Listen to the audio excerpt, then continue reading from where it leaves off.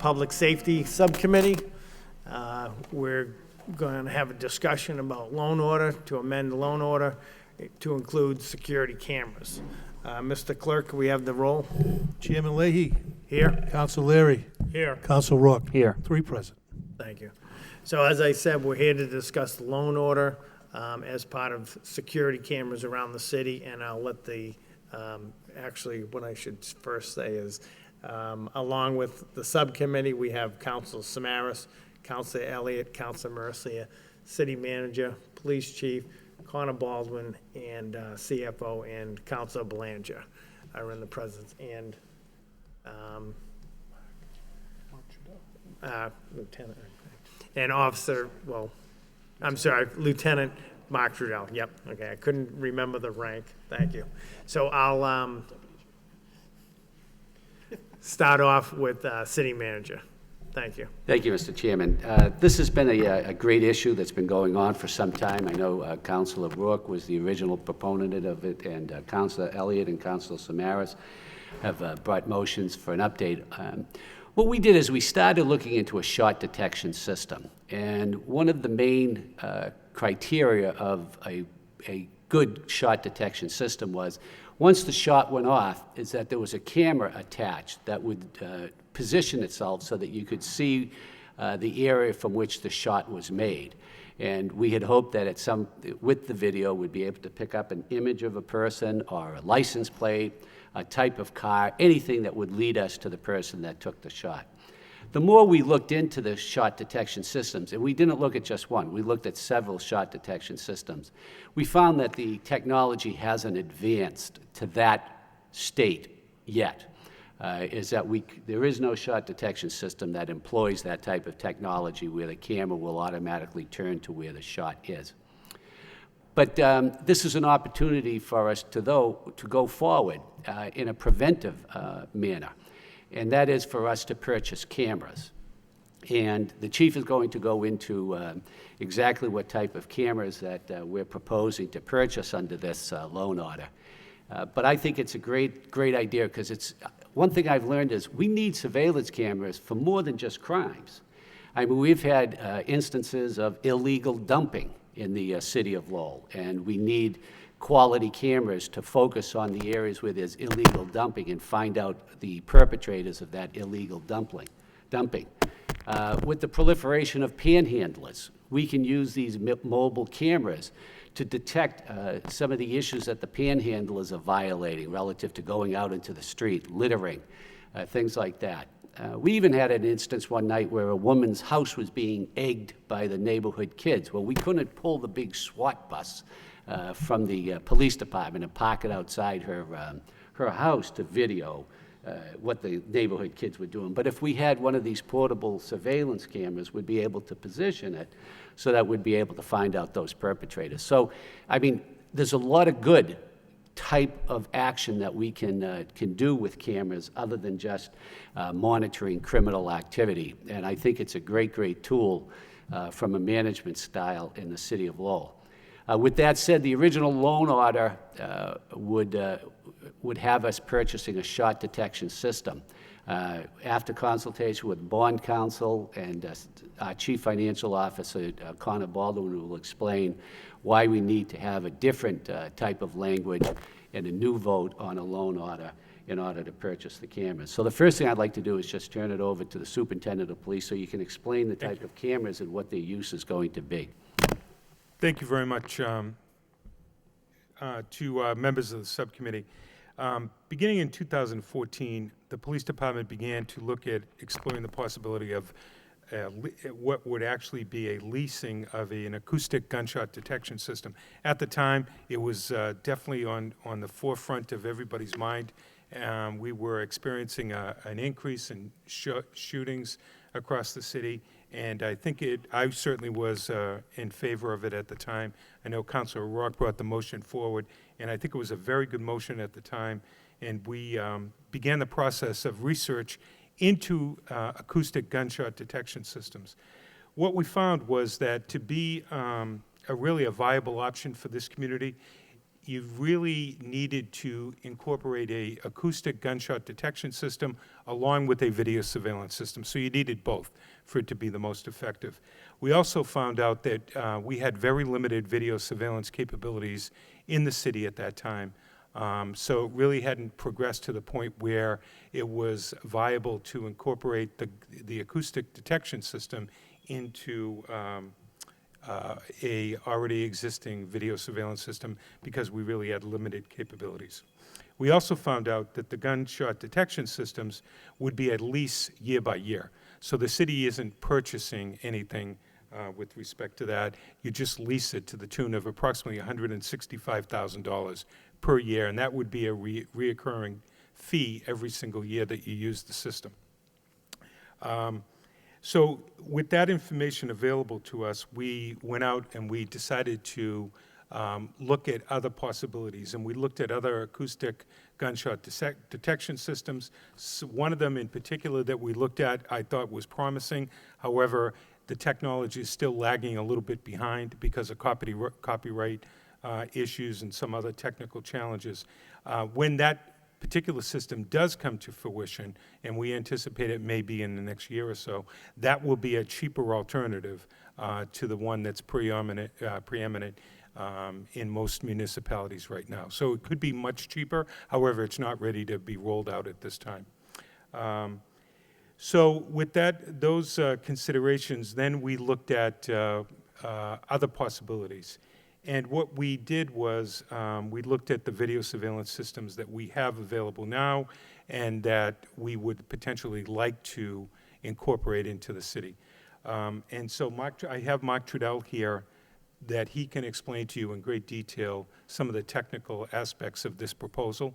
But two significant things happened at the same time. We incorporated a lot of our other strategies into the city to address the gunshots and the shootings in the city at the time. I think they've been very successful over the past year and a half or so, and it has reduced to some level the necessity for an acoustic gunshot detection system. We've instituted a very proactive gang unit in the city that takes not only a proactive enforcement strategy, but they also work with entities like UTEC and outreach to people in the community. So they're trying to get kids out of gangs, and then when necessary, they do an enforcement component against the already existing gangs. That's been very successful.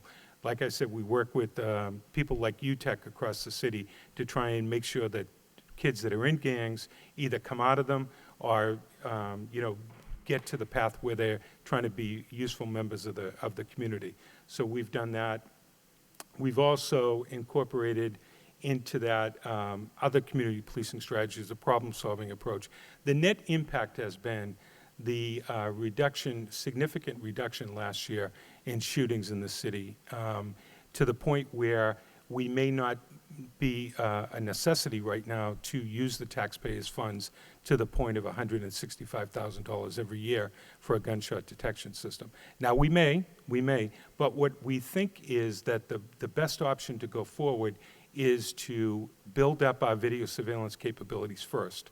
And then we can either choose to wait for additional technology that is cheaper, or if we find the necessity in the future at some point, we can contract out with one of the existing gunshot detection systems. But I think the key component is the video surveillance system. The video surveillance system is a better alternative, we think, because it doesn't act just on gunshot detection, and it's preventative in nature. It has a significant deterrent effect. It addresses all kinds of issues: disorder crime.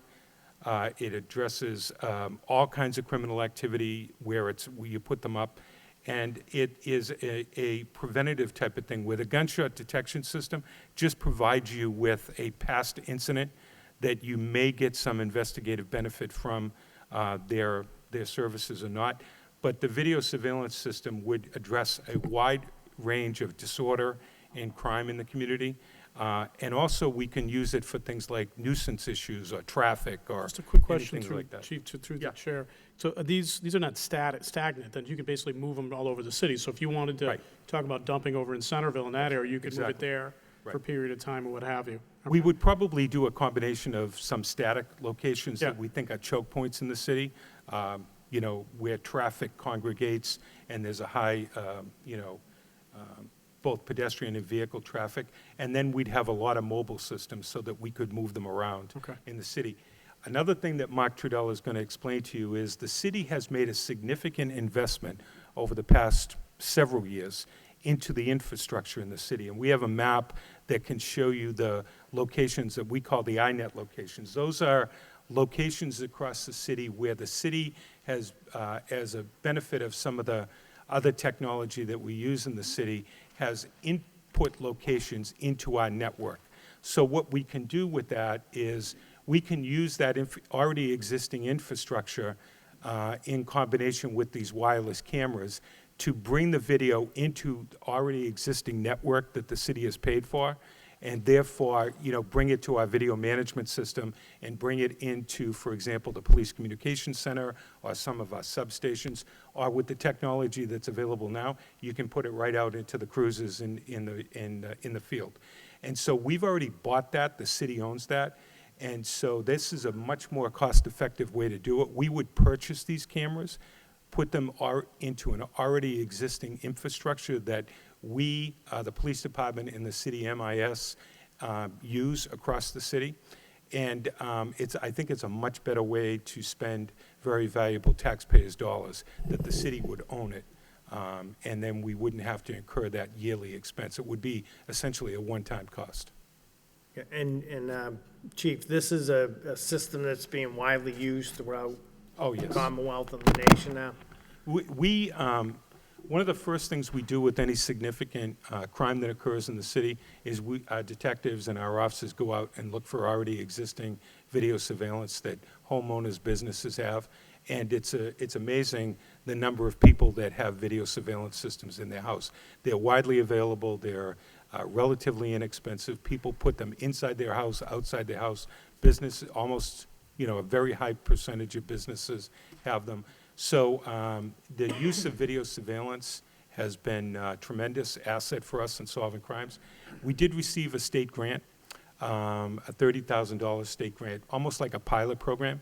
And we put a video surveillance onto Eagle Park at the corner of West 6th and Jewett in Hampshire Street. It had been the scene of some violence a couple of years ago. So we instituted a video surveillance, kind of a protective umbrella around that park, and it has worked tremendously.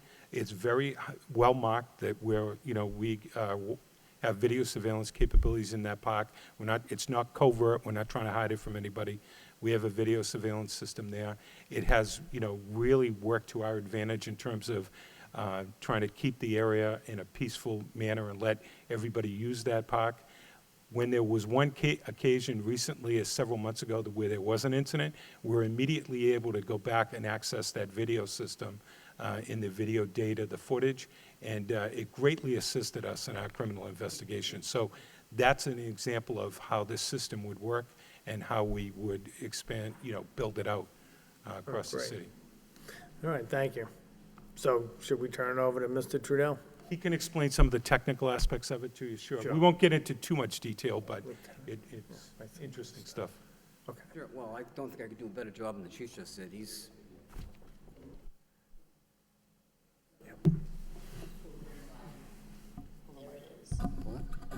Rita speaks loud, so she doesn't. so I don't think I could do a better job than the chief just did, but just to go back on the city INET that we talked about, we're in a unique position for the city of Lowell where we have all our infrastructure, municipal infrastructure, tied in with this INET. It's called the Institutional Data Network, and it was designed back in the day when Media One was trying to negotiate with the city, and the city decided that to make it worthwhile, they would have to fiber up and provide data to all the municipal buildings, which they did. At that time, it was just strictly for data and computers, but since that time, technology has advanced, and now we're able to develop video and process video through that. So seeing that opportunity, working with Moran Fernandez and John Myers and Rob Sweeney, we've kind of developed this system, and it's in play right now, and it's very, very, it's working quite well. The cameras that we have in place right now, I think I've listed probably 3 or 4 of them, but the Eagle Park is it's a major success right now. We also have them over at Merrimack and Cabot Street, Lower Middlesex Street, Gorham and Moore Street, and all in that area in the South Lowell area. And it's working quite well.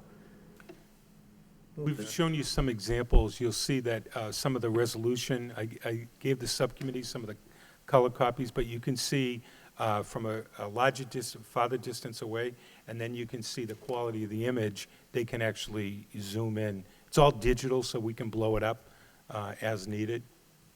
So, It's being recorded on a 24/7 basis right now. We can develop a timeline or, determine how long we want to keep the video. Right now, we're keeping it for approximately 2 weeks, but we can manage it based on data and bandwidth needs. It's a high-resolution, low-light camera, which works real well at night. And we can set up for motion detection, sound activation. There's always different means that you can activate it or use it with and by. So we're able to set this up on hotspots or whatever, however you Right. phrase it, hot zones, hotspot. And this helps you out tremendously, obviously, but it holds up in court too. So I mean, yes. with trouble downtown, where we have people coming in, bothering people, selling drugs, we can zone in on sections too? What we would do is we would put together a policy, an internal policy on data storage and data dissemination. So there's a couple of concerns that, the public has, and I think they're valid. How long do we retain the data for, right? Yep. And then who gets to view it? I think are important. And then there's another consideration down the line. There's very high-quality facial recognition software that is just about to come online that law enforcement and intelligence agencies will have access to. There is concern out there that law enforcement agencies could use this data recognition software to try and identify people for purposes other than legitimate crime. So we would not use that. We would not have facial recognition software available. And, we would look at a policy that would probably be somewhere between 30 and 90 days retention of the data, and then at that point it would be expunged and we'd get rid of it. It's not cost-effective to keep data that does not have an immediate evidentiary value for long periods of time. So we would look to get rid of it, certainly by 90 days, I think in most cases, if it was not of some value or some evidence to us. Okay, because I mean, the biggest complaints we hear from neighborhood groups, especially downtown, is, we have people that come in that we don't want in the city doing illegal acts, and this Right. way, this would be a good tool Well, for us to. it's a very good tool when we have to bring a licensed establishment, a bar, into the License Commission, to be able to show them a video of the incident that occurred outside the location, right? That speaks, I can bring in 10 police officers to try and testify before them, but one 5-minute video, will essentially explain the whole sequence of events to somebody very quickly. Thank you. Council Rourke? Thank you, Mr. Chairman. Just a question for the CFO, Mr. Baldwin. Are the data storage costs, are those incorporated into the loan amount or to the bond going out? As the chief spoke of 90 days storage, and that's a costly. No, they would not be. The amount that was authorized for the purpose was just the software system, so those would be incidental and likely in addition to those costs. Storage. And, Chief, just so that all cameras involved, you said that they're Zoom capable, HD quality, and they have a 360-degree, I guess, lens vision they can see it at any angle. Well, I'll let Mark talk to that. Right, Councilor. They're a pan-tilt zoom, the PTZ camera. They operate 360 degrees, and they can zoom up to, you can decide what type of camera you'd want to install, depending on the need. But if you look at some of these images right here, particularly the one looking at City Hall Tower, the clock tower, that's the first image with one camera. And then if you look at the second page attached, that's the same camera zoomed in. And it could actually go closer than that. So it's probably zooming in less than, about 1/8 of a mile. Like the one that you gave us, the one at the mobile gas station. So there's a white vehicle there. Yes. Would you be able to zoom in for the plate number on that? Absolutely, yes. Yeah. Thank you. So, Councilor, this is an investment, I think a very good investment, because the city will own this equipment, and it can be tied in with already existing infrastructure. And The key component is we can use it across a wide spectrum of issues in the city, not just crime, obviously all kinds of crime, not just gunshots, right? And we can take things, for example, I know the manager has asked us if we could use something like this. If we have a problem location with trash, right? And sometimes that could be involve maybe panhandling or something like that, where we're trying to see what's going on in that area and trying to find out if there's more involved than just somebody panhandling, right? We could do that. We could put up this system, and it would give us better intelligence and certainly be more cost-effective than me assigning a detective out there to do covert surveillance for 10 hours at a very high rate of pay, you know? So these are the type of things that we can use this for, and it's pretty much an industry standard across, you know, the Commonwealth.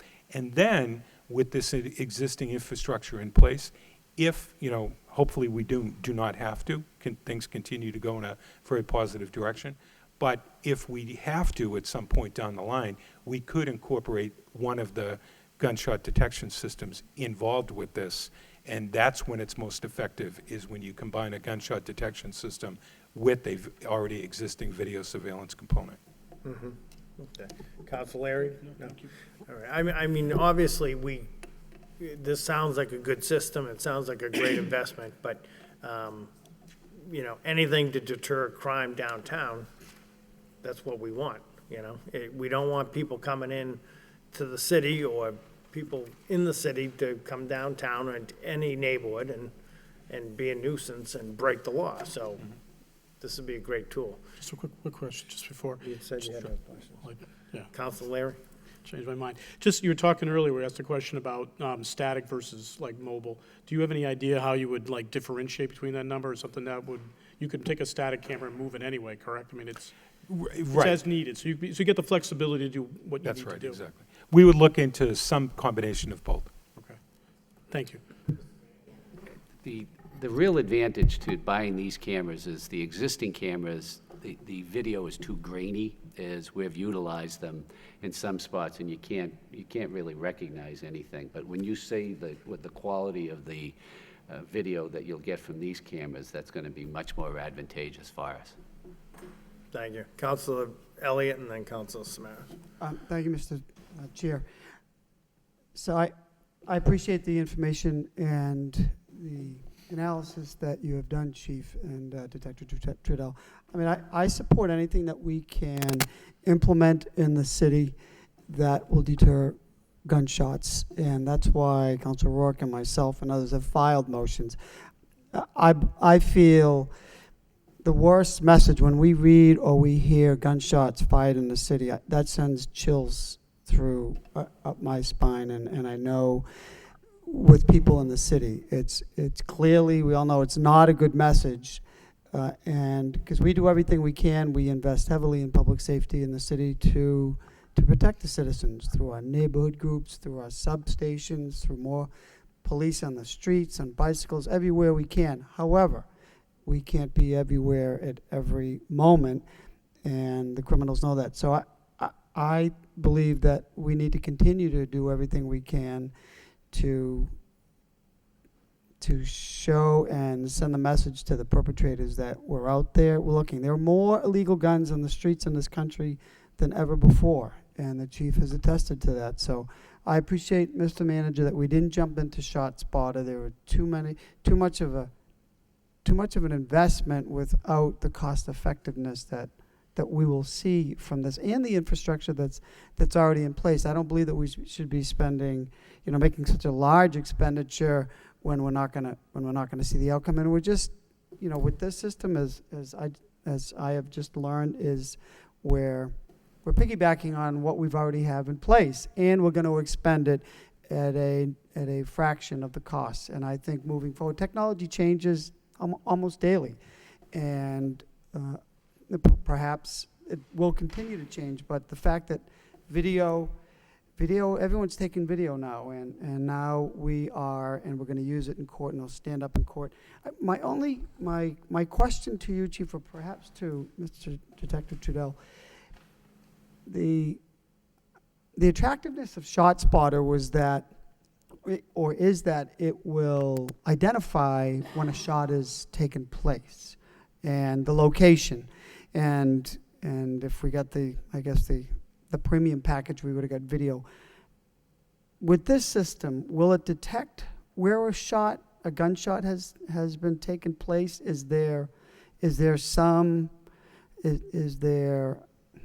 what's the word I want? Is there something that we can attach or purchase that will identify depending upon where we're at? Because I do think that's significant that, we have video and we'll be able to identify them and zoom in on them, but in the middle of the night or whatever it is, wherever the location, how do we know? How are you going to know other than having someone watch it all the time? So, Counselor, thank you, and that's a great question, and the answer is no.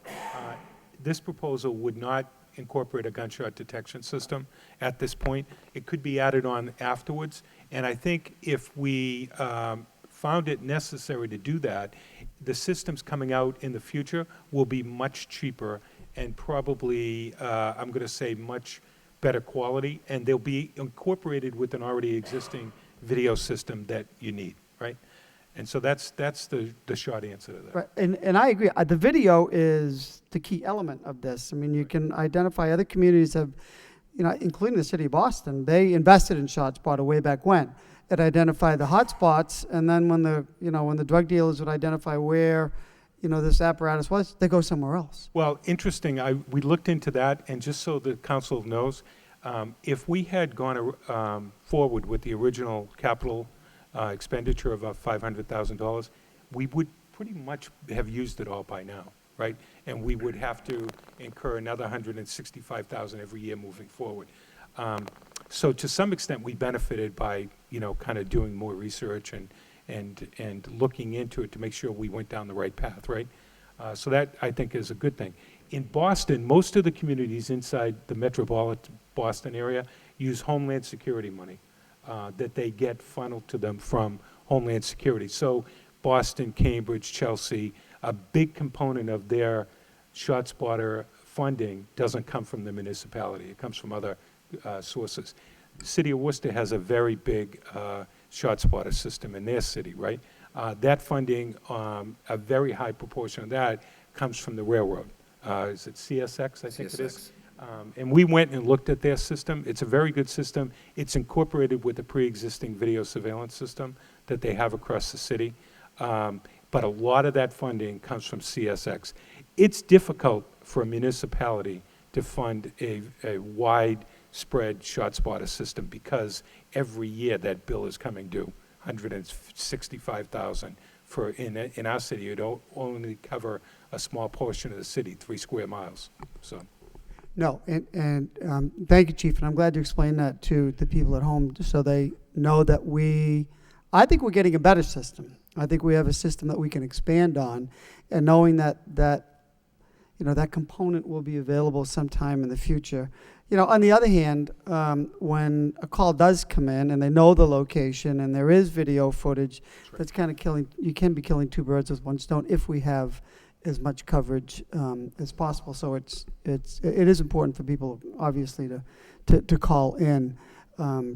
So this has already been implemented, and based upon this report, there'll be some expansion of the existing coverage, and where based on the crime data, where you'll be putting these videos in certain neighborhoods, and they can be moved around. Is that also part of That's right. The strategy? Okay, we're not going to tell everybody where they are.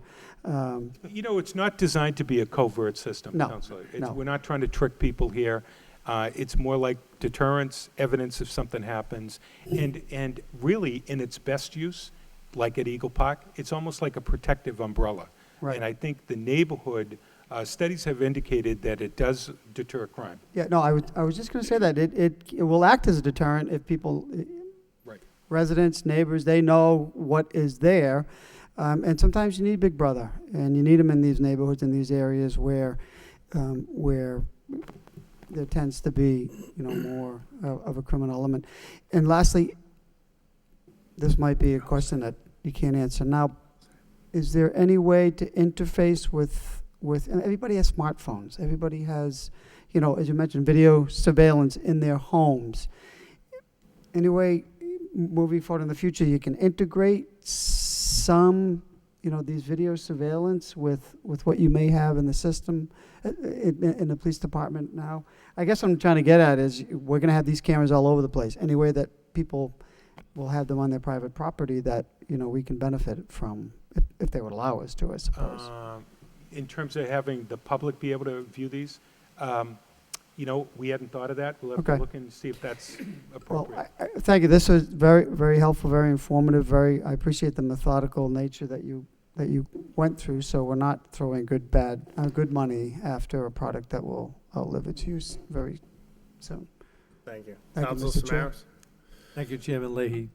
And Chief, thank you for this report. It's really a great report. I think all of us as councilors, especially in the short spot, I mean, it was a concern, especially several years ago when, you know, we wondered when was it going to stop or could we stop it.